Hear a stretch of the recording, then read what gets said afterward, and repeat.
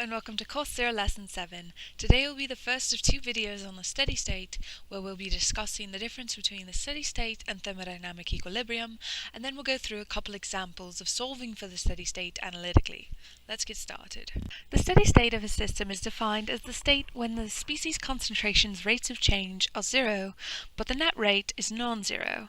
It can also be referred to as the stationary state, the singular point, or the fixed point, and it's very important to consider for dynamical systems because we often use the steady state as a reference point for how the system behavior evolves or is influenced by perturbations or different parameter values. Steady states only occur in open systems, and this is because while the concentrations of species are kept constant, because as we mentioned, the rates of change of species are zero, there is a net flow, a non-zero flow of energy and mass. And so here we are depicting the properties of the steady state symbolically, and here we're saying in this first point that the rates of change for all species S, so S sub I indicates each species, all the rates of change are equal to zero at steady state. However, the second part says that the net rate of change, or at least one rate I, that describes the conversion of some species into another, is non-zero. Now, this brings up a distinction between the steady state and thermodynamic equilibrium. While in both the steady state and thermodynamic equilibrium we do have the property that all rates of change are equal to zero, the steady state has a non-zero net rate, and this is not true of thermodynamic equilibrium. Instead, in thermodynamic equilibrium, the net rate is also zero, and therefore there is nothing coming into or leaving the system, and therefore we think of the system as being dead.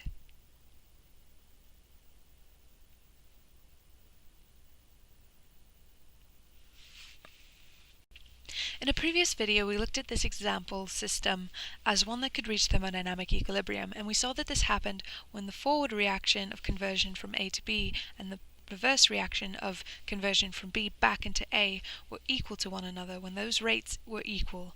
And so since there's nothing coming into the system or leaving the system, and these rates have equalized and the concentrations are therefore maintained at a constant value, we know that the system is undergoing no change and it's therefore reached thermodynamic equilibrium. Now here we have a system that can reach steady state, and we can see that we still have this main conversion between A and B through this reversible reaction, but we also now have a constant input, which is a source to the system, and we have some output as well. Now this is dependent on the concentration of B, but we can consider this a sink.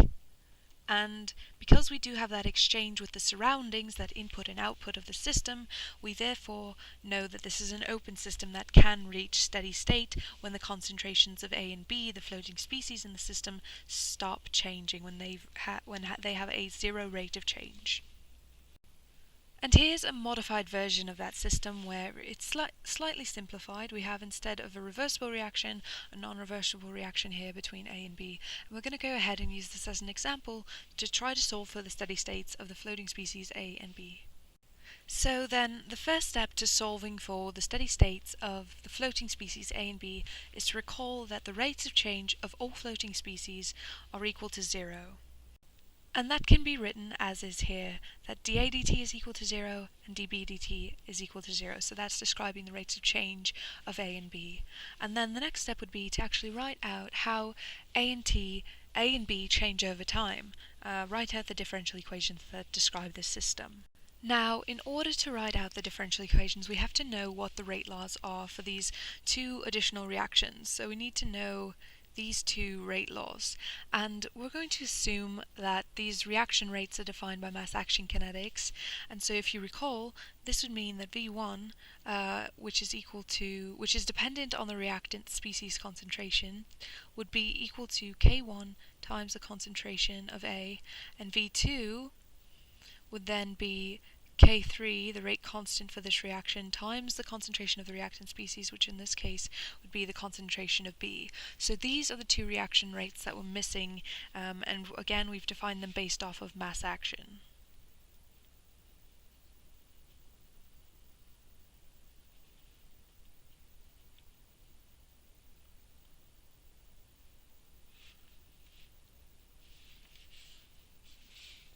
So given those missing rate laws, we can then write out the differential equations fully, and we have that for dA dt, the change in A is dependent on the production of A, which is defined by the reaction rate V0, and the degradation of A, or A is being used up in some way, which is dependent on this conversion of A into B, which is defined by the rate law K1 times the concentration of A. And similarly for the change in B over time, it's defined by the production of B, which is decided by the rate law K1 times the concentration of A, and then it's being degraded or used up within the system by a rate defined by K3 times the concentration of B. And once we have these differential equations written out, since they're set equal to 0 because the rates of change are equal to 0, it's very easy to solve these equations, the system of differential equations, for the concentration of A and B at steady state. Now I expect you can do the algebra very quickly, and you'll find that these are the solutions, the concentrations of A and B at steady state for this system. Now we'll just go through one more example of solving for the steady state concentrations of A and B with this slightly modified system where you can see there's just a reversible reaction here that we didn't have in the previous example. So for this system we have once again defined all of the rate laws in terms of mass action kinetics to make them very simple, and in doing so you can verify this with your knowledge of mass action kinetics. Each of the forward rates are dependent on the concentration species of the reactant, and the same is true for the reverse reaction rate here, which there's only one, which is the conversion of A back into X naught, this input into the system.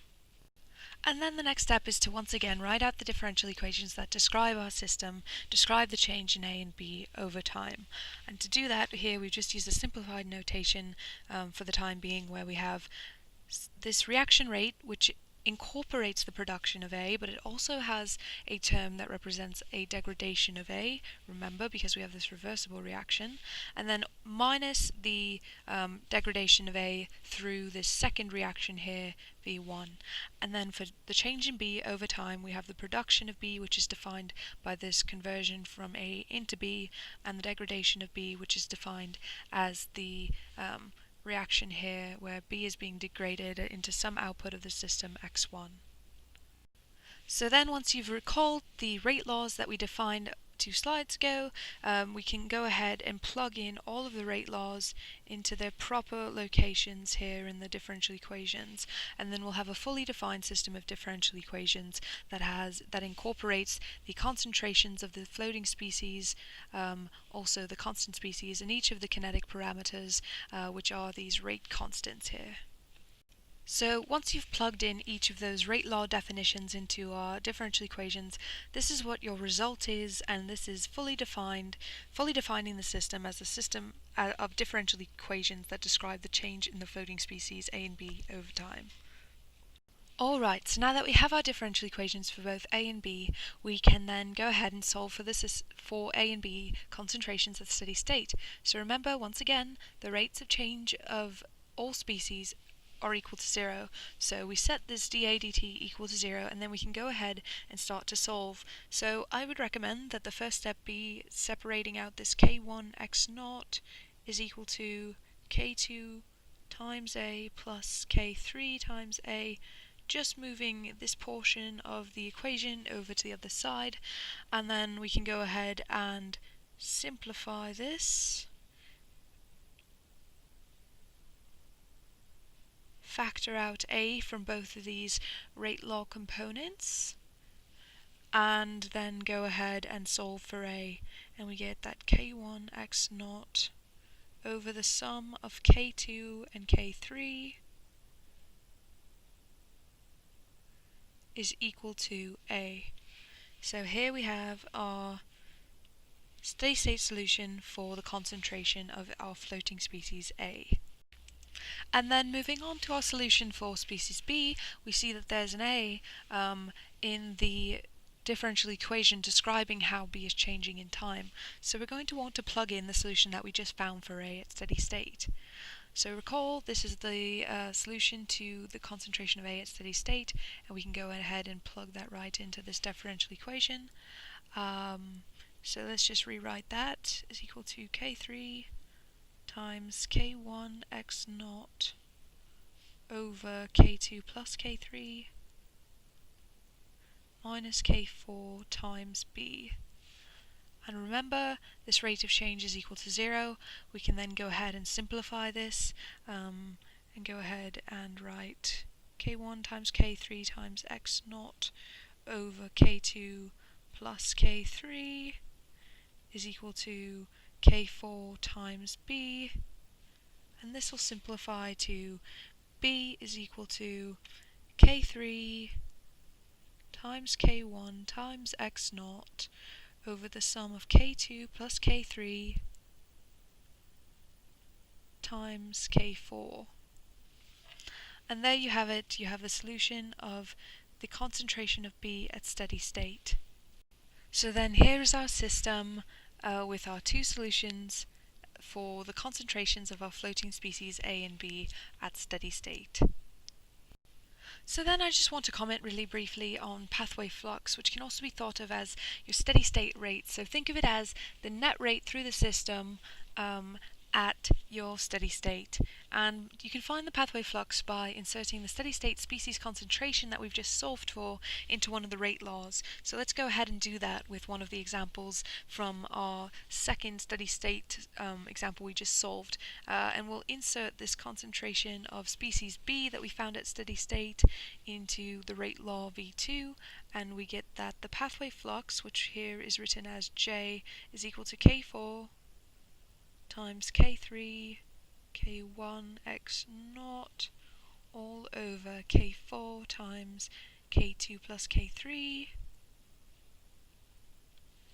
You'll cancel these K4s and you get that the flux is equal to K3 times K1 times x naught all over the sum of K2 and K3.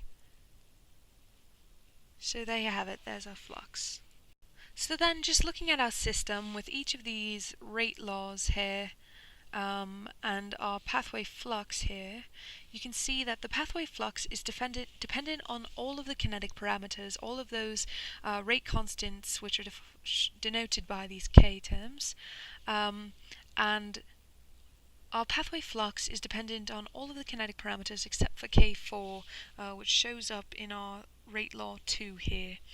And so what this is basically saying is that the flux is defined by these first two reaction rates, so both of these reactions contribute to the flux, and it's not really dependent on this second reaction here.